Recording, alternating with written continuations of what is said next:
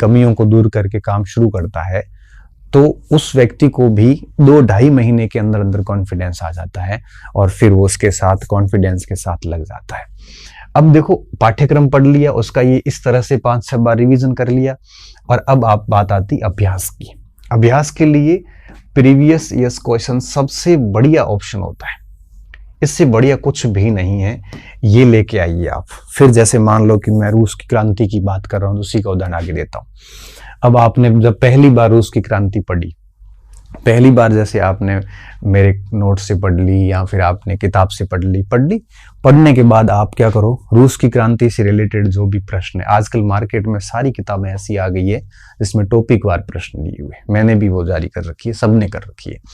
अब आप क्या करो, रूस की क्रांति के अंदर जो भी 70-80 सवाल पहले हुए पूछे हुए, वो भी अभ्यास वाले भी सारे सोल्यूशन कर लो। मुझे पता है कि उस समय आपको 20 प्रश्न भी नहीं आएंगे, क्योंकि पहली बार पढ़ा है।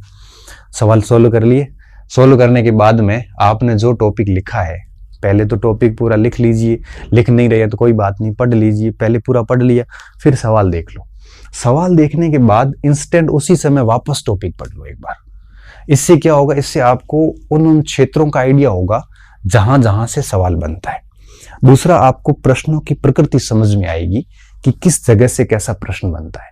मुझे अच्छे से याद है कि कुछ गद्यांश आते थे पहले, कि गद्यांश देख के उत्तर करो, ऐसा प्रश्न आपने देखा होगा, अनसीन पैसेज आते थे। तो उसमें 2 टाइप के स्टूडेंट होते थे। स्टूडेंट क्या करते थे, पहले गद्यांश पढ़ते थे, फिर प्रश्न सॉल्यूशन करते थे। तो प्रश्न सॉल्यूशन होता नहीं था उससे। आज भी आईएएस प्री में सी सेट में आता ही है। मैं क्या करता था, मैं पहले प्रश्न पढ़ता था, उसके बाद गद्यांश पढ़ना, ताकि अपने आप पता चल जाता था। तो इसमें मुझे फिर दिक्कत आनी शुरू हुई। तब मैंने क्या किया, पहले गद्यांश पढ़ा, फिर प्रश्न पढ़े, फिर वापस गद्यांश पढ़ा, तब आराम से प्रश्नों के उत्तर निकल गए, क्योंकि मुझे पता चल गया कि इस क्षेत्र से ऐसे ऐसे प्रश्न आते हैं। देखो, अगर आप निबंध की तरह पढ़ रहे हैं अपने कोर्स को, और अगर आप अभ्यास नहीं कर रहे हैं, प्रीवियस ईयर्स क्वेश्चन नहीं निकाल रहे हैं, तो दिक्कत क्या आएगी, दिक्कत ये आएगी आपको आइडिया भी नहीं होगा कि इसका सवाल आता कैसे है। प्रश्नों की प्रकृति को समझने के लिए और किस बिंदु से, किस अध्याय से, किस चैप्टर से कैसे प्रश्न बनते हैं, उसके लिए इसका अभ्यास करना बहुत जरूरी है। अच्छा, अब आपने पहली बार में प्रश्न देख लिए, पहले अब टॉपिक तैयार किया, फिर प्रश्न देखे, फिर वापस एक बार देख लिया, फिर 15-20 दिन बाद उस टॉपिक का वापस नंबर आया, तब आप किसी दूसरी किताब से फिर अभ्यास, ऐसे नोट्स तो है ही अपना, उसको पढ़ लिया, फिर किसी दूसरी किताब से पुराने प्रश्न वगैरह जो भी फिर मिलाए। तब देखना, पहले अगर आपने 10 सवाल किए थे तो फिर 20 सही करोगे, और आपको पता चलता जाएगा कि किस टॉपिक में क्या क्या चीजें महत्वपूर्ण है। अच्छा, और जैसे जैसे अधिक प्रश्न सही होंगे, वैसे वैसे आपका अंदर से मजबूती फील होती है कि हाँ, अब मेरा चीजें ठीक चल रही है। और जब मजबूती फील होगी तो ये अपने आप आएगा। ये कोई ऐसा नहीं है कि ये आ जाता है, लेकिन ये 2-3 महीने बढ़िया अच्छे से पाठ्यक्रम, रिवीजन, अभ्यास इस शैली से चलते हैं तो डेफिनेटली आत्मविश्वास आ जाता है। बाकी ये मोटिवेशन सुनने से, प्लानिंग करने से, टाइम टेबल बनाने से ये नहीं आता। अब यूट्यूब की वीडियो देखने से, चैटिंग करने से, मोटी मोटी बातें करने से, अपने डेकोरम बढ़ाने के लिए झूठ बोलने से, पढ़ाई के दिखावे करने से, शो ऑफ करने से, पढ़ नहीं रहा है, पढ़ाई करने का ढोंग करने से कॉन्फिडेंस नहीं आएगा। ये परीक्षा के गेट तक रहेगा, अंदर से बहुत कमजोरी फील होती है। और जिस दिन सब्जेक्ट बहुत मजबूत होता है ना, उस दिन व्यक्ति छलकता नहीं है, बहुत गहराई वाला व्यक्ति होता है और बहुत आराम से अपना काम करके आ जाता है। इसलिए इसके लिए आपको सीरियस प्रिपरेशन करनी पड़ती है, तब जाके आपको कॉन्फिडेंस आ जाता है। तीसरा प्रश्न रहता है, सर टेस्ट सीरीज में नंबर है वो कम आ रहे हैं। ये प्रश्न था पीछे कुछ बच्चों का। तो देखो, कोई दिक्कत नहीं, टेस्ट सीरीज आप मार्क्स के लिए नहीं दे, अंकों के लिए मत दो, आप रैंक के लिए मत दो। टेस्ट सीरीज आपको सिर्फ इसलिए देनी है कि पढ़ा हुआ है तो थोड़ा अभ्यास कर लें बस। रैंक कम आ रही है कोई बात नहीं, नंबर कम आ रहे हैं कोई बात नहीं, आप थोड़ा उसको हर बार 2, 4, 5 नंबर बढ़ाने की कोशिश करें, नहीं है तो भी कोई बात नहीं। क्यों? क्योंकि टेस्ट सीरीज कई बार टेस्ट सीरीज बनाने वाले लोगों की योग्यता और उनका पैटर्न और आरपीएससी का पैटर्न अलग होता है। कई बार वो उलूल जुलूल फैक्ट यूं ही पूछ लेते हैं जिसका कोई संबंध नहीं होता। अब लेनिन की माँ का नाम पूछेंगे तो हम भी गलत करके ही आएंगे। आपको डाउट हो जाएगा कि यार मुझे रूस की क्रांति आती नहीं है, जबकि लेनिन की माँ का नाम कौन परीक्षक पूछता है। उसकी जगह ये पूछ लेते हैं कि लेनिन ने अप्रैल थीसिस 1917 में किस पेपर में पब्लिश की, तो मैं उत्तर दे दूंगा प्रावधा में की। मैं कहूंगा कि कब की, 17 अप्रैल को की, मैं कह दूंगा। लेकिन अगर आप ये पूछेंगे कि लेनिन की माँ का नाम क्या था, लेनिन को कब निष्कासित किया गया, अब टेस्ट सीरीज में आरपीएससी में यहाँ फर्क आ जाता है। टेस्ट सीरीज ये भी पूछ लेता है माँ बाप के नाम वगैरह, ऐसे प्रश्न जिसका कंपटीशन जगत से कोई संबंध नहीं है, इसलिए हमारा कई बार स्कोर कम हो जाता है। लेकिन अगर आप आरपीएससी के इन पुराने पेपर्स वगैरह देखोगे ना, तो आपको लगेगा कि यार ऐसे फालतू प्रश्न नहीं पूछते। क्यों? क्योंकि किसी भी विषय की सीमा नहीं होती है, हर विषय अनंत है। अगर आप ऐसे इमर्जिंग अच्छे फैक्ट याद कर कितने सारे कर लोगे, सीमा क्या है इसकी? आरजी भंडारकर भी प्रश्न बना रहे हैं, अगर उसका मुख्य प्रश्न है 2-4 बढ़िया बढ़िया प्रश्न तो हो जाएंगे।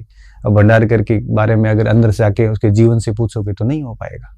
तो टेस्ट सीरीज में कई बार नंबर कम आने का कारण ये होता है कि टेस्ट सीरीज बनाने वाले जो लोग हैं वो पेपर भी ऐसा ही बनाते हैं कि ताकि इसके नंबर कम आए, उलूल जुलूल फैक्ट लगा देते हैं। और मैं आपको विश्वास के साथ कह सकता हूं कि जिन पेपर्स में आपके नंबर नहीं आते और आउट ऑफ कंटेक्स्ट प्रश्न होते हैं, वही 10-15 दिन बाद वही पेपर आप टेस्ट सीरीज लेने वालों से वापस करवा दो, उनको खुद को नहीं आएंगी। तो कई बार आरपीएससी पैटर्न को टेस्ट सीरीज संचालक टच नहीं कर पाते हैं।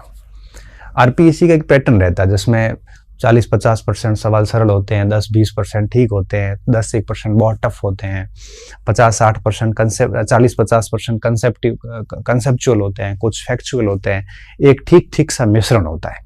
और सभी चैप्टर होते हैं, हर चैप्टर से 1-1, 2-2 प्रश्न लिए जाते हैं। ये आरपीएससी का पैटर्न है। अभी कोचिंग संचालकों के द्वारा जो टेस्ट चलाई जाती है वो टॉपिक टेस्ट होते हैं। अब एक टॉपिक से ही 100 प्रश्न बनाने हैं तो फिर ये ऐसे सारे उलझ जुलूल सवाल बढ़ेंगी, इसलिए फिर नंबर कम आ जाते हैं। फिर ये लोग सारे 100 कठिन बनाने की कोशिश करते हैं, कंसेप्चुअल बनते नहीं है तो 100 के 100 फैक्चुअल बनाने की कोशिश करते हैं। तो आरपीएससी का पैटर्न और इनके पैटर्न में रात दिन का फर्क आता है, इसलिए इनके स्कोर को दिल पे ना लें। बस ये है कि अपना काम ईमानदारी से करते जाओ, बस अपना जो वर्क है वो हार्ड तरीके से करते जाओ। बाकी नंबर टेस्ट में आना, अच्छे नंबर आना, टेस्ट में पहली रैंक लाना, कोई गारंटी नहीं है कि आरपीएससी में आपकी रैंक लगे। मैंने यहाँ के टॉपर्स को फेल होते हुए भी देखा आरपीएससी में, या पीछे रहने वालों को भी मैंने टॉप करते हुए देखा है, तो कोई फर्क नहीं पड़ता। हाँ बस ठीक है, आप अपना पढ़िए और टेस्ट देके आ जाइए, जितने नंबर आए एक्सेप्ट है। हाँ ये है कि देखते रहिए कि पढ़े हुए प्रश्न गलत ना हो। अगर पढ़ा हुआ गलत हुआ तो घर आके देख लो कि भाई हाँ यार ये प्रश्न मैंने पढ़ा था, गलत कैसे हो गया। इन चीजों को सुधारिए आप। बाकी ऐसे उलूल जुलूल सवाल हैं वगैरह, इनके कारण आप डिप्रेशन नहीं ले। बाकी टेस्ट सीरीज चलती रहेगी, इसमें आपको टेंशन नहीं ले। इसलिए मैं कई बार कहता हूँ कि आप पहले बढ़िया रिवीजन पाठ्यक्रम कर ले, 6-7 बार रिवीजन कर लो, प्रीवियस ईयर्स क्वेश्चन सारे निकालो अच्छी तरीके से। ये सब हो जाते हैं, उसके बाद 10-12 टेस्ट देके जन छुड़ा दो, बस। इससे ज़्यादा कुछ है नहीं टेस्ट सीरीज में, ठीक है। तो ये 3 बिंदु थे जो मुझे लगा कि आपसे इन पे बात करनी चाहिए। तो उम्मीद कर रहा हूँ आपके लिए बेनिफिट होगा, और आप अगर इसी तरीके से चल रहे हैं या आपका कोई बहुत बेहतर तरीका है इससे, तो उससे आप चलते रहें। आप मेरे अनुसार चले ना चले ये आपके ऊपर है। आपको ठीक लगे तो कर लीजिए, इन बातों को अनुसरण कर लीजिए। ठीक नहीं लगता है तो आप अपनी पद्धति से चलते रहें, कोई बाध्यता वाली बात नहीं है। आगे किसी और इसी तरह से आपके प्रश्नों पर 10-15 दिन बाद में एक आधा छोटा सा वीडियो और बना देंगे, ठीक है।